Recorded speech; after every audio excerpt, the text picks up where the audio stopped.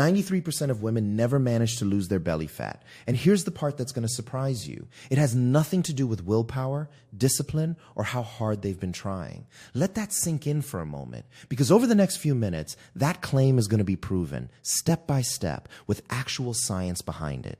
My name is Dr. Diamonds. I'm a licensed medical doctor, a trained scientist with degrees in biochemistry and microbiology, and also a professional natural bodybuilder. For the past 11 years, I've coached women through this exact problem, close to 1,000 of them by now.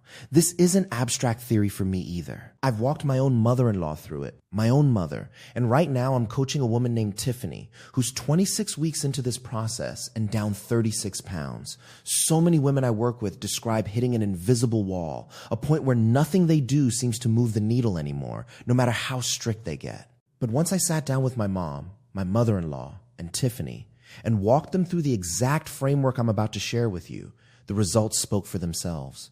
Tiffany down 36 pounds, my mother-in-law down 20, my mother down over 40, and none of it involved extreme measures, just a shift in understanding. So let's talk about what the successful 7% are actually doing differently, because here's the truth. They're not working harder than everyone else, and they're not more disciplined. They've simply learned something most women are never taught, which is how their bodies actually change through their 30s, 40s, and 50s. Once they understand that, they stop fighting their own biology, because their body was never broken to begin with. It was just operating on a schedule nobody explained to them. Research actually backs this up, showing that over 90% of women only start learning any of this after they're already deep in the symptoms, confused and frustrated. There are exactly 3 shifts that explain everything, and I call this the 7% shift. The first centers on the monthly menstrual cycle. The second applies specifically to women moving through perimenopause and menopause. The third is about metabolism itself. Master these 3, and the constant battle against your own body finally stops. And if you're currently in your 40s or 50s wondering why everything that used to work simply stopped working overnight, I need you to hear this clearly. You're not getting old, and this isn't your fault. It's a hormonal shift, and it has a specific, learnable fix. Before diving in, I want to make you one more promise. There's a single move that makes all of this permanent rather than temporary, and it is the exact opposite of everything you've probably been told your whole life. It's not about eating less. It's not about doing more cardio. Stay with me through this whole explanation, because I'm going to show you precisely what it is and why it works. If you have a pen and paper nearby, grab them now, because this is worth writing down. And if someone in your life is struggling with this exact issue, this is worth sharing with them too. Let's start with shift number 1, what I call the green light window. The word menstrual actually traces back to the Latin word for month, and the cycle itself runs roughly 28 days, though that number varies widely and normally anywhere from 21 days for some women to 35 for others. If your cycle doesn't land on a clean 28 days, that's completely normal, not a red flag. This cycle continues from puberty all the way through to menopause. Day 1 marks the first day of your period, and that bleeding phase typically lasts anywhere from 3 to 7 days, another range that varies naturally between women. After that, the cycle splits into 2 distinct halves, and understanding exactly what happens in each one is where the real answers begin. The first half of the cycle runs from day 1 up through roughly day 14, leading up to ovulation, and it's called the follicular phase. The second half, following ovulation, is called the luteal phase. These names matter because 2 key hormones dominate each phase and drive nearly everything you experience physically and emotionally throughout the month: estrogen and progesterone. During the follicular phase, estrogen steadily climbs, reaching its peak right before ovulation occurs. Then, once the luteal phase begins, progesterone takes over as the dominant hormone while estrogen drops off significantly. This shift matters enormously because these 2 hormones are quietly steering your appetite, your cravings, how your body responds to fat loss efforts, and yes, even what shows up on your bathroom scale throughout the entire month. That stretch right before your period, the late luteal phase, is exactly when cravings hit hardest, when you genuinely fight someone over a bar of chocolate. That's not a failure of willpower. That's simply progesterone doing what it naturally does. Once you can see this pattern coming, it stops controlling your life, because now you understand exactly why you're feeling this way, instead of blaming yourself for it. Here's possibly the single most important thing I'll tell you in this entire video. It is completely normal and backed by clear research for your weight to rise during your period. That number climbing on the scale is simply your body retaining water, not new fat. Your actual progress, the fat loss you've genuinely achieved, hasn't changed one bit during that window. I have watched countless women do everything right for 3 consecutive weeks, hit their period, watch the scale jump 2 to 3 pounds, and immediately quit, convinced they'd ruined everything. That moment is a critical turning point in this entire journey, and I understand why it feels devastating. It's like carefully baking a cake for weeks, only to have someone stick their hand right into it days before it was finally going to reward you. That's the exact trap where most of the 93% lose the game entirely, and it comes down to nothing more than a lack of information. This happened to Tiffany too, early on. So here's what to do instead. Please, don't judge your progress during that specific window at all. Track your cycle using any of the dozens of free apps available. Something like Flow or even a simple notes app works fine. Give any new plan a minimum of 4 to 5 full weeks before making any judgment whatsoever about whether it's working. Tiffany herself saw no visible progress during those first 4 to 5 weeks. And honestly, most women I coach don't either. I tell them upfront not to expect it because that gives their body genuine time and grace to adjust. And stop relying on the scale alone, because it can consistently mislead women during this process. Instead, track 3 separate data points together. Take a photo every single week. Same distance, same location, same time of day, since that photo becomes one reliable source of truth. Then add a tape measurement around your waist using something reliable like a Renpho tape for consistency. Compare all 3, the scale, the photos, and the measurement. I promise there will be weeks where the scale creeps upward while your waist is genuinely shrinking underneath it all. The scale alone would have convinced you to quit. The tape measurement tells the real story. There's also a specific window that makes starting this journey noticeably easier, and it's worth knowing before you begin anything new. The ideal time to start a new eating or training plan is the 5 to 7 day stretch right after your period ends. So if day 1 marks the start of bleeding, once that bleeding wraps up, that's your window to begin. Why does timing matter this much? Because your appetite is naturally at its lowest point during this stretch, and your physical strength in the gym is simultaneously at its highest. That combination is exactly why I call this the green light window. You can technically start at any point in your cycle, but if you want your own biology working with you instead of against you, this is the smartest place to begin. If you've noticed your weight consistently creeping upward and stalling your progress, that's shift 1 calling your attention, and it's worth revisiting before moving forward. Starting during the wrong stretch, when you're hungry, heavy, and emotionally flat, sets you up to feel like a failure by day 3 for absolutely no real reason. That covers the cycle itself, essential knowledge for anyone still experiencing regular periods. But there's an entirely different conversation for women in their 20s and 30s heading toward their 40s, because almost nobody prepares you for what comes next. Your cycle doesn't simply switch off on one clean, predictable day. It winds down gradually over years, and that winding down phase is called perimenopause. It can begin as early as your mid to late 30s and typically lasts around 4 years, though for many women it stretches to 8, 10, or even longer. During this transition, periods become unpredictable, hormones swing wildly, and you start genuinely wondering what's happening to your own body, questioning whether anyone else even notices these changes you're experiencing. Every rule you previously learned about your own body simply stops applying. And here's the frustrating part. Almost nobody in this industry, including most doctors, sits down and actually explains this transition the way it deserves to be explained. Which brings us directly to shift number 2, something I call the great reroute. There's a myth I need to dismantle immediately, because nearly every woman I meet believes it wholeheartedly, that menopause slows down metabolism. It doesn't. I need you to really hear that. Menopause doesn't slow your metabolism at all. What it actually does is recalibrate where your body chooses to store fat, and that's an entirely different problem requiring an entirely different solution.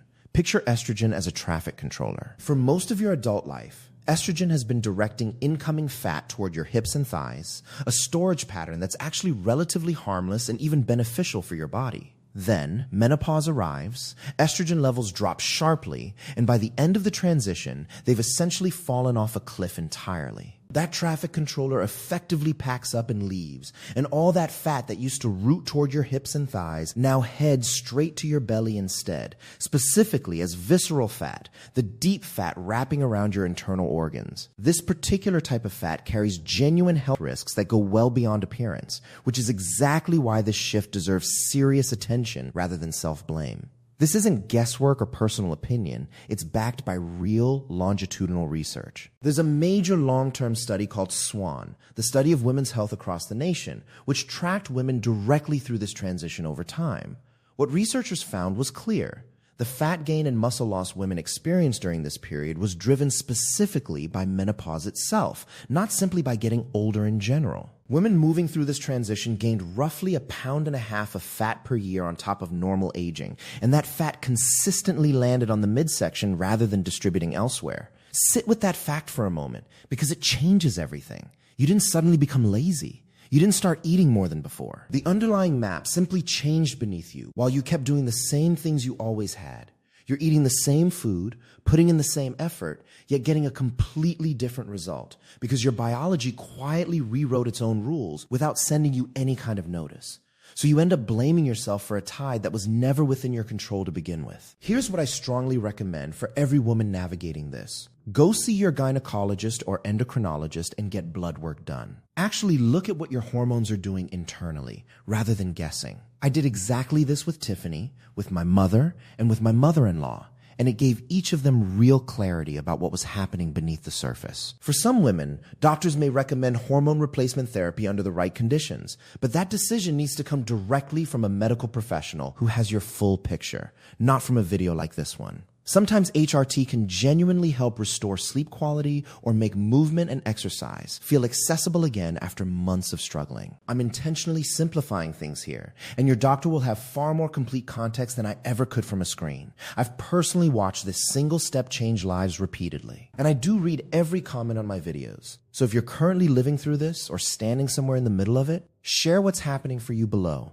what's worked, what hasn't, whether any of this genuinely resonates. That feedback directly shapes what content I create next and which problems I prioritize solving for you. Before moving into the next phase, I want to mention something I built specifically for women 35 and older called Sculptor. It includes video content answering exactly what to eat, how to train, and the day-to-day actions needed to execute this properly, along with weekly community calls where I personally guide women through their questions in real time. After a 7-day free trial, it's $97, and that free trial window is only available through the end of July, because after that, my focus shifts to making sure current members are actually seeing results. If you're interested, the link sits first in the description below. Now, on to the piece I promised from the very beginning, the one thing that makes all of this permanent instead of temporary, what I call the muscle furnace. Nearly every instinct you've ever had tells you to eat less and do more cardio, and that instinct is a trap. I genuinely understand why it feels right. Less food and more sweat seems like straightforward math. More calories burned should equal more fat lost. But drop your calories below 1,200 a day, and your body responds in a way that's both clever and deeply frustrating. Once your body adapts to that low-calorie intake, it slows your metabolism down to match, and it starts breaking down your own muscle tissue for fuel instead of fat. Pile 3, 4, 5 hours of cardio on top of that restriction, and you're not accelerating fat loss at all. You're actually spiking your body's primary stress hormone, cortisol. And cortisol's entire job is to send your body a clear signal. Fight or flight, feast or famine, and right now it's reading famine.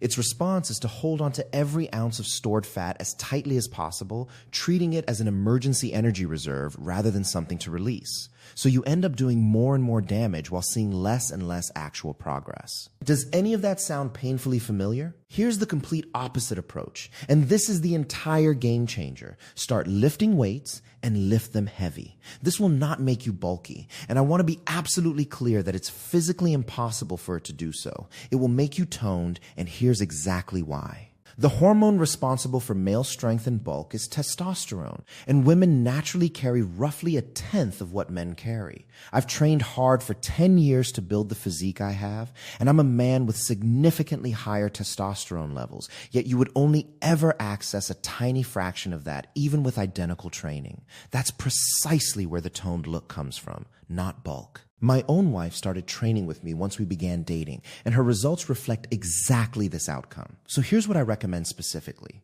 Resistance train 2 to 3 times weekly at minimum. If you're older, you do not need heavy barbell work to see real results. You simply need enough tension to make the movement genuinely challenging. For older women especially, I recommend skipping free weights and barbells in favor of machines. Instead of loading a barbell for heavy squats, use a leg press, a goblet squat, or a hip thrust instead.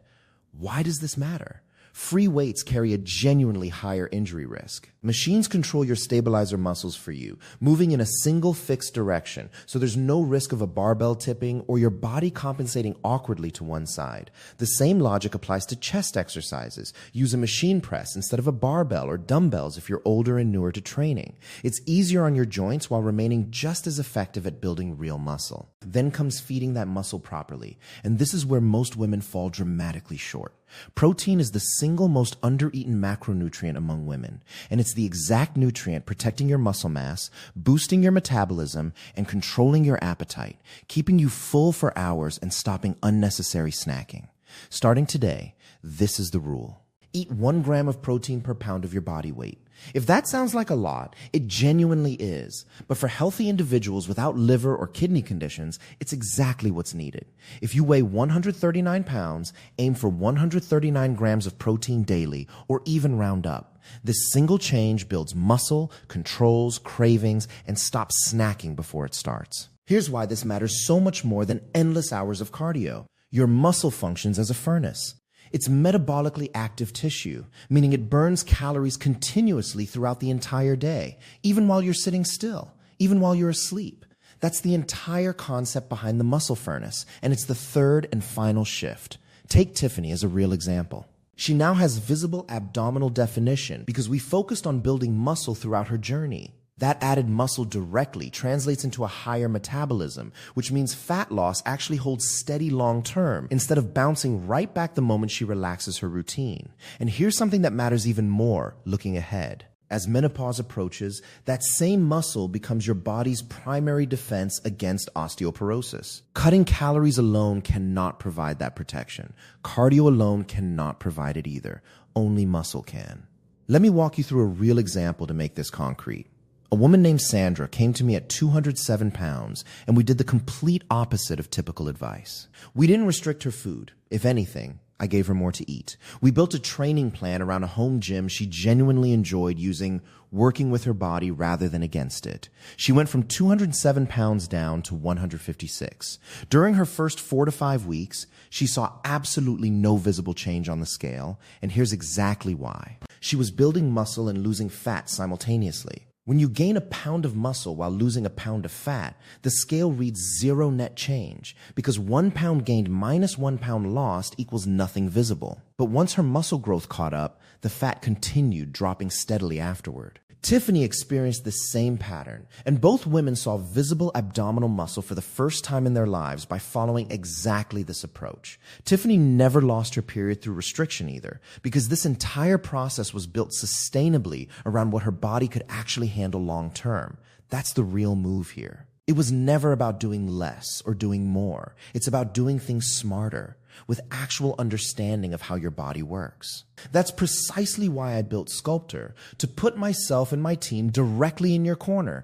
inside a real community, with the exact content needed to teach you how to work with your own body instead of fighting it, finally putting you in control of your own results rather than guessing blindly. There's a 7-day free trial, and you can cancel anytime, though the goal is having you stay engaged for 6 months to a year for real, lasting change. If Sculptor isn't right for you, my free content remains available too. But if you've been watching content for a while without seeing real results, this is your chance to try something genuinely different.